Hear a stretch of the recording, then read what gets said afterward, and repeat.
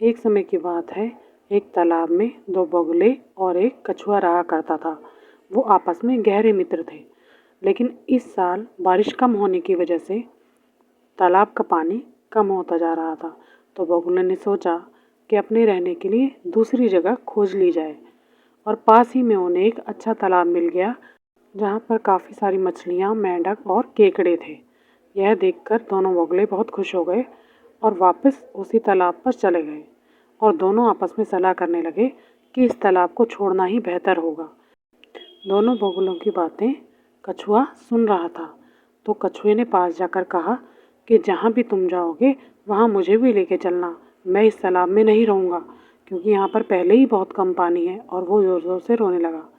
दोनों बगुलों ने सोचा कि हम इसे ले तो जाएंगे, पर ये जाएगा कैसे?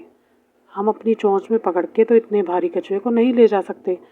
तब दोनों विचार करने लगे और सोच समझकर उन्होंने एक उपाय निकाला कि एक लकड़ी के सहारे हम कछुए को लटका लेंगे और दोनों अपनी चोंच से उस लकड़ी को पकड़ लेंगे। बस इस बात का ध्यान रखना है कि जब तक हम दूसरे तालाब पर पहुंच नहीं जाते, कछुआ अपना मुंह ना खोले, उसे बात नहीं करनी है।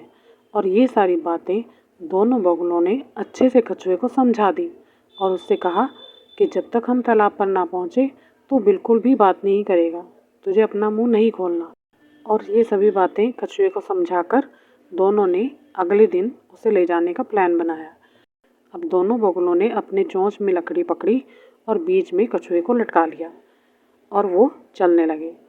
कुछ दूर जाने पर छोटे छोटे बच्चे नीचे खेल रहे थे और कहने लगे, ये कछुआ कैसे लटक कर जा रहा है, इसको तो पत्थर से मारना चाहिए।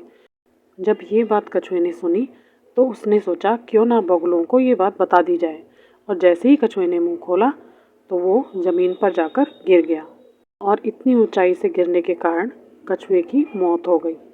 तो इस कहानी से हमें क्या सीख मिलती है कि कभी कभी दूसरों की सलाह भी मान लेनी चाहिए, नहीं तो जान से हाथ धोना पड़ सकता है।